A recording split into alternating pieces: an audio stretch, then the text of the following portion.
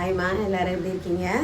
இன்றைக்கி வந்து இந்த நெக்கு வந்து நம்ம எப்படி ஸ்டிச் பண்ணலான்னு இந்த வீடியோக்குள்ளே பார்க்கலாம். இதில் வந்து எந்த ஸ்டிச்சிங்குமே மேலே தெரியல. இப்படி எப்படி ஸ்டிச் பண்ணுறது நான் உங்களுக்கு இந்த வீடியோவில் காட்ட போகிறேன். வாங்க வீடியோக்குள்ளே போகலாம். இதில் வந்து நம்ம சும்மா ஒரு டம்மி தையல் போட்டு வச்சிட்டோம். ஏன்னா என்னோடய அயன் பாக்ஸ் கொஞ்சம் சரியில்லை, அதனால தான் எக்ஸ்ட்ரா தையல் வந்து நான் போட்டு வச்சுருக்கேன். இந்த மாதிரி நீங்கள் ஒரு வேளை அயன் பண்ண முடியலன்னா போட்டு வச்சுங்க. இப்போ நம்ம ஃப்ரண்ட் எப்படி அந்த நெக் வச்சு தைக்கலான்னு பார்க்கலாம் வாங்க. நம்ம ஃபஸ்ட்டு வந்து லைனிங்கை ஃபுல்லாக ஏற்றிடுவோம். ரெண்டுத்துலேயுமே லைனிங் ஏற்றிட்டு சுற்றி தையல் போடக்கூடாது. நம்ம வந்து ஸ்டிச்சிங் வெளியில் தெரியாமல் போடுறதுனால எப்படி நான் ஒன்று மட்டும் ஃபஸ்ட்டு ஸ்டிச் பண்ணி காட்டிடுறேன் பாருங்கள்.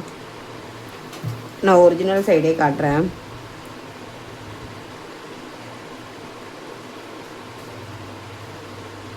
ஃபஸ்ட்டு நம்ம இந்த நெக்குக்கு முன்னாடி ஒரு டம்மி தையல் போட்டுப்போம்.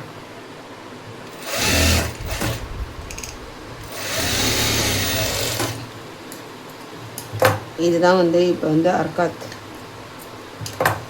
இந்த இடத்துலையும் அர்க்காத் இருக்குது. நமக்கு ஃபஸ்ட்டு லெவலை வச்சு 4 சேஃப்டி பின்னை குத்திக்குங்க.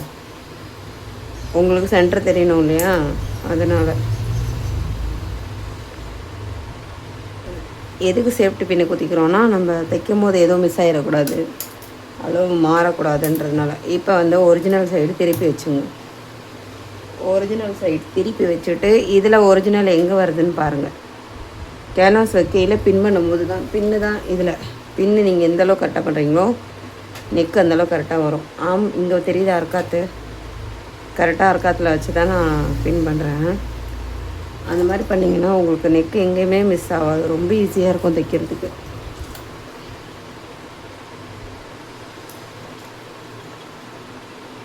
இந்த மாதிரி பின் பண்ணிங்க. பின் பண்ணதுக்கப்புறம் இப்போ ஸ்டிச்சிங் ஸ்டார்ட் பண்ணும்போது 1க்கு 2 தடவை அப்படின்னு ஒன்று இருக்கான்னு செக் பண்ணிங்க. இல்லை தைக்கும்போது நீங்கள் செக் பண்ணணும். ஸ்டிச்சிங் கொஞ்சம் சின்னதாக வச்சுங்க, அப்போ தான் வந்து நம்ம தைக்கிற நெக் வந்து கரெக்டாக உட்காரும். கேன்வாஸ்க்கு பக்கத்துலேயே தைங்க, கேன்வாஸில் தைக்காதீங்க, திருப்ப ரொம்ப கஷ்டமாக இருக்கும். எப்பவுமே கேன்வாஸ் பக்கத்துலேருந்து தைக்கணும். கேன்வாஸ் கட் பண்ணும்போது ரெடி அளவு தான் கட் பண்ணணும், அப்போ தான் வந்து ஈஸியாக இருக்கும். கேன்வாஸோடு நீங்கள் சேர்த்து திருப்பினீங்கன்னா திக்காயிரும். உங்களுக்கு நம்ம என்ன ஷேப் கொடுத்துருக்கோம் அது வராது.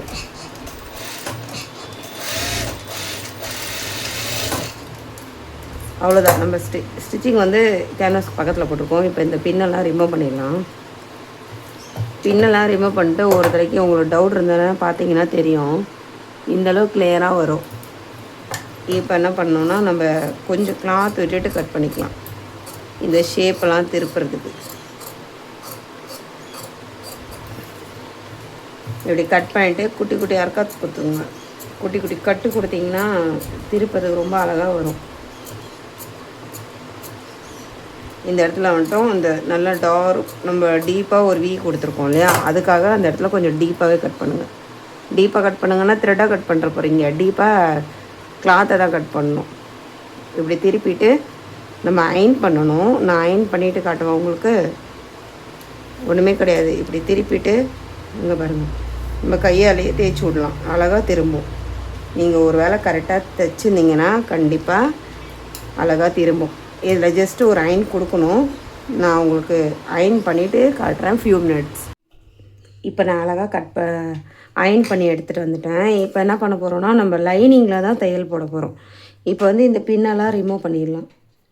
பின்னெல்லாம் ரிமூவ் பண்ணிவிட்டு நம்ம நெக்கு வந்து கரெக்டாக 1க்கு 4 தடவை நீங்கள் செக் பண்ணிங்க. இந்த மாதிரி வந்துடணும். வந்ததுக்கப்புறம் நம்ம என்ன பண்ண போகிறோன்னா லைனிங் மேலே ஒரு தையலை போட்டுருவோம்.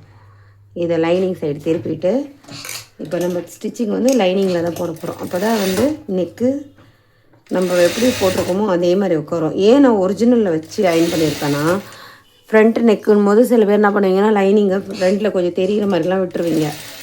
அதனால தான் நான் உங்களுக்கு காட்டணுன்றதுக்காக தான் வந்து ஒரிஜினலில் கேன்வாஸ் அயன் பண்ணேன். ஒரு வேளை நான் தனியாக பண்ணுறதா இருந்தால் நான் வந்து லைனிங்கில் தான் போட்டிருப்பேன். இது கிளாத்துமே கொஞ்சம் நல்லா இருந்தது, அதனால தான் சரி ஓகே இந்த நெக்கு உங்களுக்கு ஸ்டிச் பண்ணி காட்டலான்னு. அவ்வளோதான். இப்போ நம்ம சுற்றி நம்ம தையலை போட்டு எடுத்துப்போம். இதில் வந்து நம்ம எக்ஸ்ட்ரா தையல் நெக்கில் தையல் அதெல்லாம் போடணுன்னு அவசியமே கிடையாது. ஸ்டிச்சிங் அதுக்கப்புறம் கொஞ்சம் பெருசாக வச்சுங்க லைனிங் தையல. நான் ஸ்டிச்சிங் சின்னது பண்ணேன்.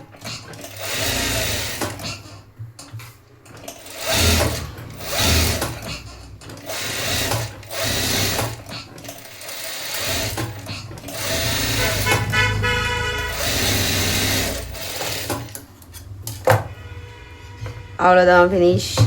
நெக்கு இந்த நெக்கு பிடிச்சிருந்தா லைக் பண்ணி ஷேர் பண்ணுங்கள்.